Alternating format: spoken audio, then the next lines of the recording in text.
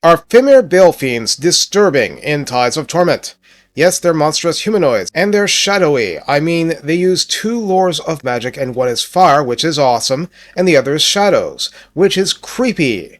Norscan rush armies were bad enough. Rush armies with a speed bonus from a spell passive. Wow. Let's look at the details. Recruit for 1000 gold and 188 upkeep. The real cost of this hero is the fact you need a tier 4 building to recruit him at all. A large entity, he arrives with 5040 health on ultra unit scale, no mounts ever. Armor is 65, which is nowhere near as much as the Noble or the Warriors, but not bad. Missile resistance 25% is par for the race. Leadership 70 is good for a caster, speed 54 and charge speed 84 are up to the troll standard, not that of the slower Fimir warriors, so his lighter armor does mean he moves faster.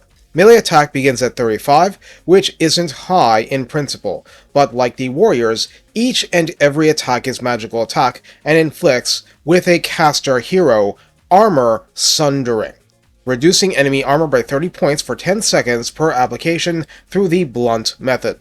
Attack interval 4 seconds is standard, medium splash target size means Jade Lancers on down, and max target splashed is 4, which is better than a caster should get.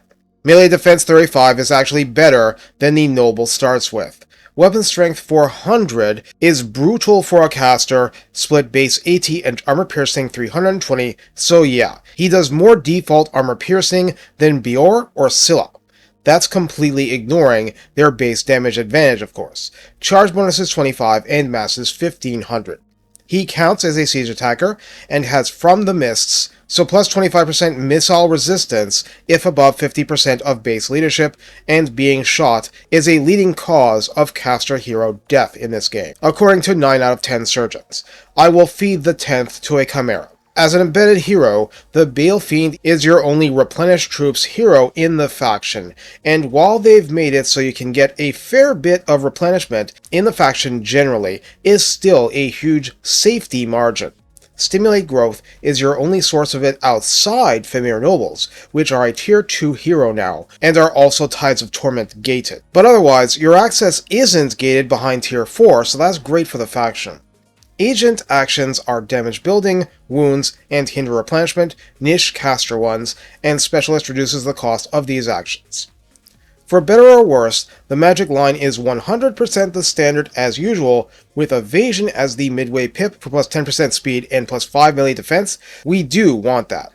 Good old Arcane Conduit comes as the capstone to help us have the wins to actually use spells in battle before the Minotaurs come home swinging axes. Aura of Chaos at rank 9 adds 10% more missile resistance, and what's wrong with feeding the beast? At rank 10, Ritualistic Fury can add plus 5 melee attack and melee defense for 1 pip, much like Shaman Sorcerers. It's all good. At rank 10, we get 3 mutually exclusive 1-pip wonders, much like these Shaman Sorcerers, in the 7.0 and up era. You do not need Tides of Torment for these upgrades. You just need access to Norsca. Dangerous Practice gives him full-time spell intensity plus 30%, but inflicts up to 75 damage to self per second for 3 seconds whenever he casts a spell. Whether you can get healing or regeneration or not, they come hardier than human heroes, so it is often a price well worth paying. Spell intensity is awesome. Warrior Shaman once again gives hit points plus 10%, melee attack plus 10 permanently on top of other boosts we've gone over, and minus 2 to wound recovery time if wounded and not killed. Again, this lands a little differently thanks to being a Balefiend, not a human, and there's nothing wrong with more reliably applying armor sundering in a mosh pit. Ritual of Growth is particular to the Balefiends, offering plus 5% to casualty replenishment as an embedded hero. Stimulate Growth as another 15 just by existing, and campaign line of sight plus 50% makes for easier scouting for places to send Wolfric to raid and pillage. Good stuff. From here, the action is in a personal line at rank 12. Might of the Swamp adds melee attack plus 3 and weapon strength plus 10%. Combined with Ritualistic Fury, we're starting to inch our way up. More to the point, the game's filled with fantastic items now, and weapon strength up to 440 already, almost all of it armor piercing, is way better than usual. Miasma of Despair shores him up further with armor plus 20 and melee defense plus 5. Swamp Totems adds minus 10% to spell resistance for enemy armies in local province, and missile resistance minus 10% in the province. Now, you're not playing High Elves, but I'm sure you can find a way to make both parts help.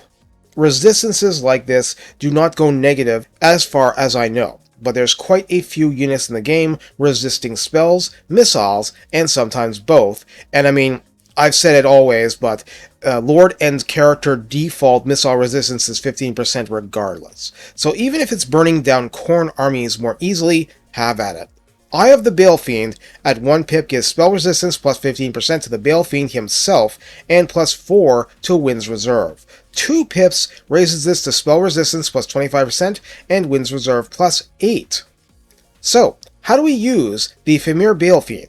So this was a simple hero, with a very complicated and high maintenance way of getting them at all. They do wonderful work making your army better if they mix it up in melee, are hardy enough, are hard-hitting enough, and they have ungimped spells. Fire makes it simple. Use it like an entirely competent firecaster, maybe using different spells than a different firecaster of human lineage in the same army. Do not miss techs for enhanced melee attack and defense. As your reward for smashing Grand Cathay around enough, there's a tech from beating up Cathay enough that gives Mastery of the Elemental Winds to all spellcasting characters, and there's even a tech turning characters into half Arcane Conduit engines, including ones with Arcane Conduit already. So definitely look those up as you play the game. But Shadows is where it gets special.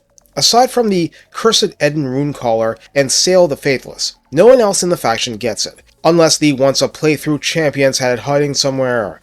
Smoke and Mirrors, the passive, adds plus 10% speed, charge speed, and turn speed for a whopping 25 seconds after casting any Shadows spell. The Withering for minus 30 armor can be combined with Armor Sundering and Plague of Rust if available.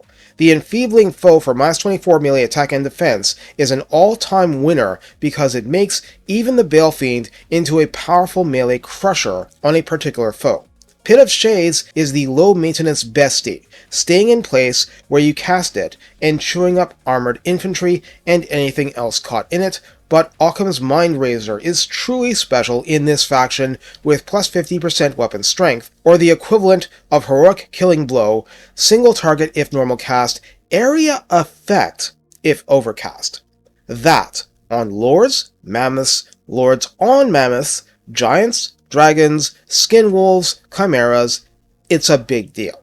At least make a place for it in your evil strategies. But by all means, burning the World of Order down is entirely acceptable. Consider Flaming Sword of Ruin to kiss physical resistance goodbye for your foes, and Cursed Eden Runecallers to prevent the same from being done to you. And no law says you can't have a Fimir Noble escorting a Balefiend for extra gooning. Mindrazor him against a dragon and watch the show. Take care, and have fun bringing the Bale and the Fiending both.